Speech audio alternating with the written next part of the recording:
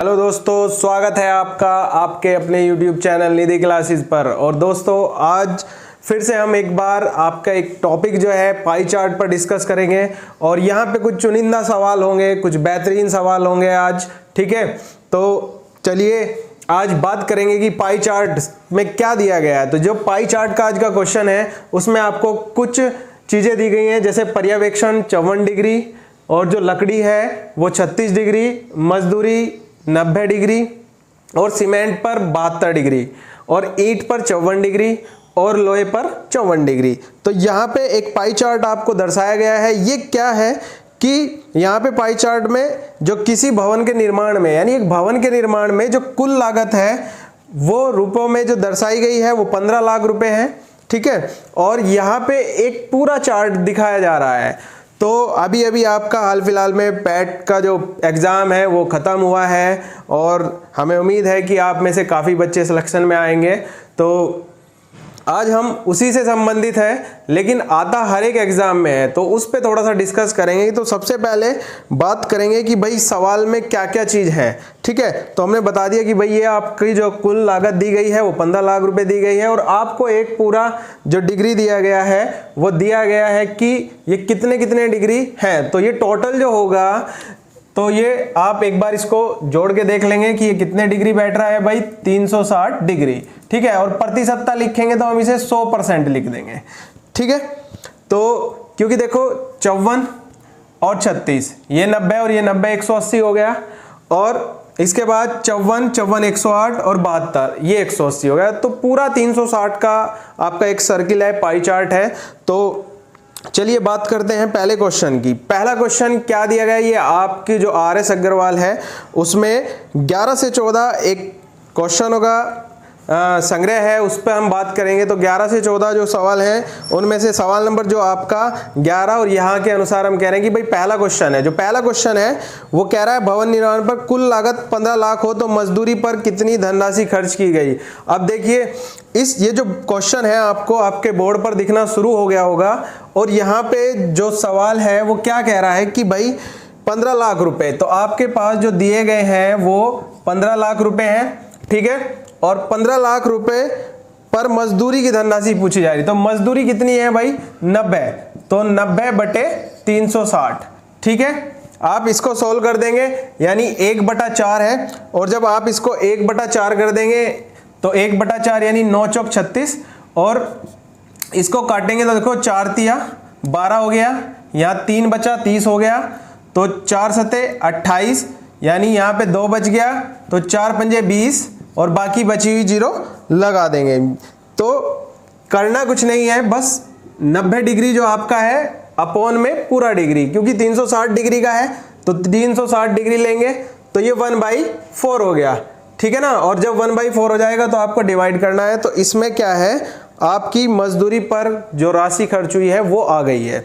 तो कितनी राशि, ये आ गई आपकी। ठीक है, 375। अब इसके बाद आप इस सवाल को नोट कर लीजिए, और हम एक नए सवाल पर डिस्कस करेंगे। ठीक है, तो सवाल में क्या दिया गया है, क्वेश्चन नंबर 2 जो है ईंट, लोहा और सीमेंट। ठीक है, ये क्वेश्चन आपको बोर्ड पर दिखाई देना शुरू हो गया होगा। ईंट, लोहे और सीमेंट पर खर्च धनराशि भवन निर्माण की कुल लागत का कितने प्रतिशत है। तो ईंट आपका ये हो गया, प्लस लोहा हो गया। ठीक है, और आपका जो है सीमेंट, ये 3 चीज है आपके पास। तो जो सीमेंट है आपका, अब ईंट कितनी दी गई है, देखो 54 दिया गया है, इसके बाद 54 के बाद आपको लोहा भी 54 दिया गया है, और सीमेंट कितना दिया गया है भाई, 72। तो आप इसको सब जो जोड़ोगे तो ये कितना हो जाएगा, 180 डिग्री। ठीक है, अब करने का तरीका बिल्कुल सिंपल है, 180 और बटे 360। ठीक है, यानी ये 1/2 हो गया, और 1/2 का जब आप फ्रैक्शन बनाएंगे तो कितना बन जाएगा भाई, 50%, क्योंकि ये इससे 2 बार कटता है। तो 1/2 और 1/2 को आप डायरेक्ट फ्रैक्शन में लिख देंगे तो क्या लिखेंगे, 50%।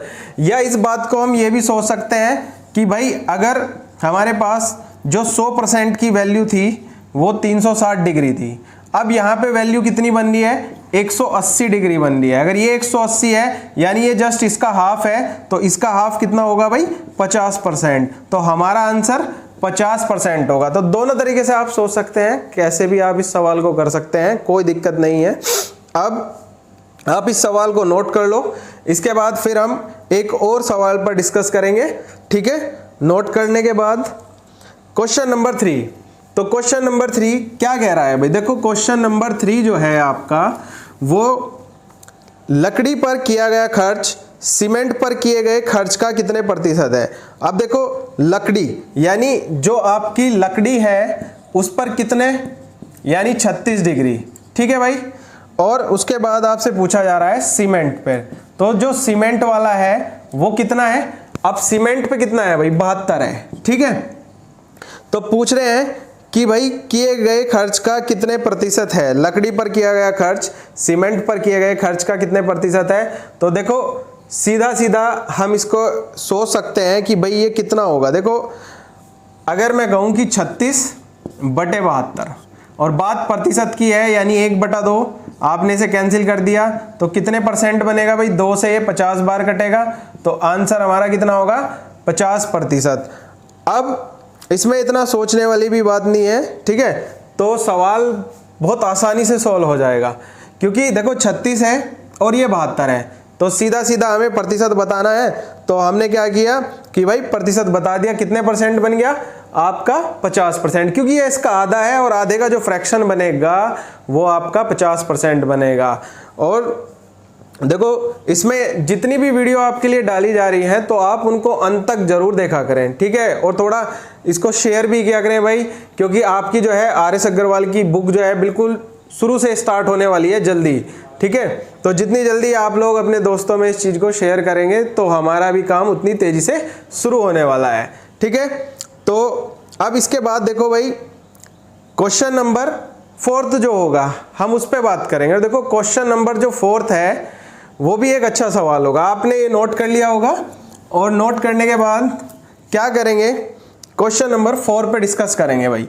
क्वेश्चन नंबर 4 जो है आपको आपके बोर्ड पर दिखना शुरू हो गया होगा। भवन निर्माण पर कुल लागत में से मजदूरी तथा पर्यवेक्षण पर कुल खर्च कितना हुआ है।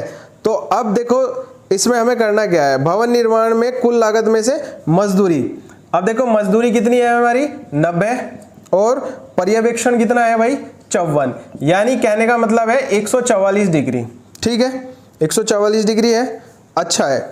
अब हम क्या करेंगे कि भाई 15 जो हमारे लाख हैं उनका 144/360 डिग्री निकाल देंगे, है ना।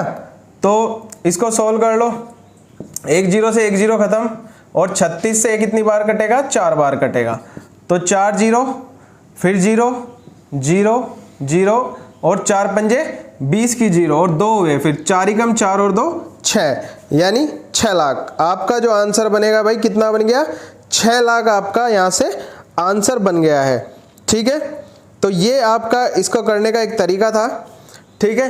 तो जो क्वेश्चन नंबर 4 है, क्वेश्चन नंबर 4 का आंसर हमारा 6 ठीक है 6 लाख बन गया है। और बहुत ही सिंपल तरीके से आप इसको सॉल्व कर रहे हैं, ठीक है, कोई दिक्कत वाली बात नहीं है, क्योंकि जब आप इस तरह के सवाल सॉल्व करेंगे तो आपको पता चलेगा कि एग्जाम में इसी टाइप के क्वेश्चन आते हैं। अभी पैट की परीक्षा में भी बहुत अच्छे अच्छे सवाल आए हैं, ठीक है, थोड़ा सा कैलकुलेटिव भी थे नहीं भी थे, ठीक है। और जिन बच्चों का अच्छा स्कोर हुआ होगा तो उसके लिए हमारी जो है भाई बहुत बहुत शुभकामनाएं हैं उन्हें कि वो जल्द से जल्द सेलेक्ट हो, ठीक है।